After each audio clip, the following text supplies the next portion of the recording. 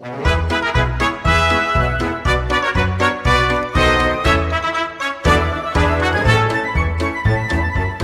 June 9, 1720, news reaching American colonies described a world oscillating between the refined language of diplomacy and the raw reality of violence. Our report is drawn entirely from this single document, the American Weekly Mercury. For its readers, these columns provided the only window into the spring's events. In London and Paris, speculative markets generate unprecedented fortunes, simultaneously driving the nobility toward high-profile crime. To the east, the Russian Tsar is facing an ultimatum from the combined powers of Europe as peace negotiations in Warsaw begin to stall. And off the American coast, the official announcement of peace with Spain is arriving at the same time as reports of active Spanish privateers.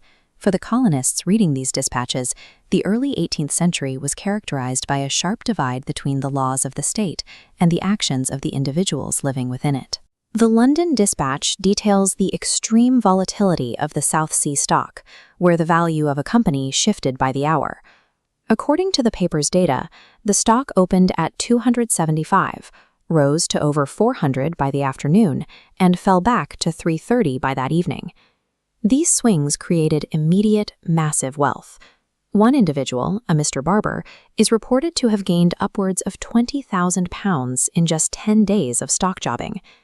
In Paris, the same focus on Mississippi stock took a physical turn as the search for paper assets moved from the exchange to the streets.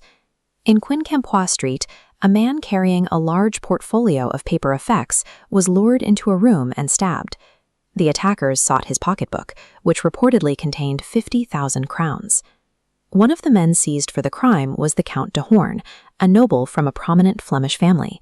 He was captured after failing to escape through a chamber window.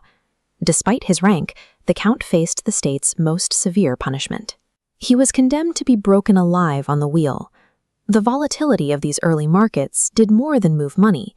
It created a social instability that led even the nobility into capital crimes. A second report from May 26th illustrates how the French state handled crimes against the social and religious order.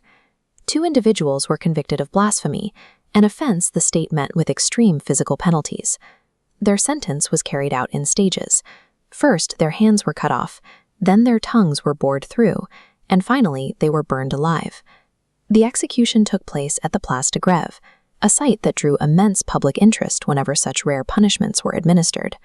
The report notes that the crowd was so dense that 3 people were crushed to death while attempting to watch the execution.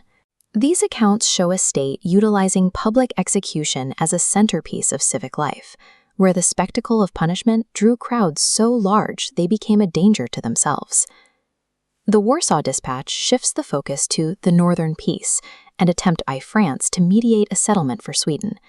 The primary resistance to this peace comes from the ministers of the Russian Tsar. The paper details a blunt ultimatum. If the Tsar refuses the terms, he will face a combined military effort from the rest of Europe to defend the peace. The confrontation continued in the Warsaw Senate, where the Russian ambassador questioned the deputies directly. He sought to know if the Republic would honor the Treaty of Vienna, specifically regarding the fitting out of privateer ships in the city of Danzig. These diplomatic dispatches suggest that 18th century peace was less about mutual agreement and more about the threat of overwhelming force. Closer to home, the New York Dispatch from June 6th carries news of a diplomatic breakthrough for the colonies. Captain Chadwick of the ship Kinsale arrived with the official proclamation of a cessation of arms with Spain. Based on this news, several station ships have been ordered to return to England, and the colony prepares for the arrival of a new governor. William Burnett is named as the governor-elect, representing the start of this officially recognized period of peace. However, the Philadelphia report from the very same day provides a conflicting account of conditions on the water. The sloop Margaret brought word that a Spanish privateer with 10 guns and 36 men was actively operating in Lynn Haven Bay. The privateers used deception to capture a London-bound ship, hoisting Spanish colors before moving in. The capture was a significant economic blow, involving a cargo of 630 hogsheads of tobacco. Another captain, Captain Cobb, only avoided his own capture by outsailing the privateers and retreating into the James River. To the merchants and sailors in the colonies, the cessation of arms remained a secondary concern compared to the active threat of privateering. Looking closely at the global picture presented by these two historic pages, a distinct pattern of contradiction emerges. The official reports from Warsaw, London, and New York speak of treaties and managed economies, yet the same paper records streets where investors are murdered, squares where blasphemers are executed, and bays where privateers continue to hunt. For the readers of 1720, the news was a constant process of balancing these imperial proclamations against local truths. The American Weekly Mercury records a society where the pursuit of profit and the enforcement of order often moved in opposite directions. The Daily Dispatch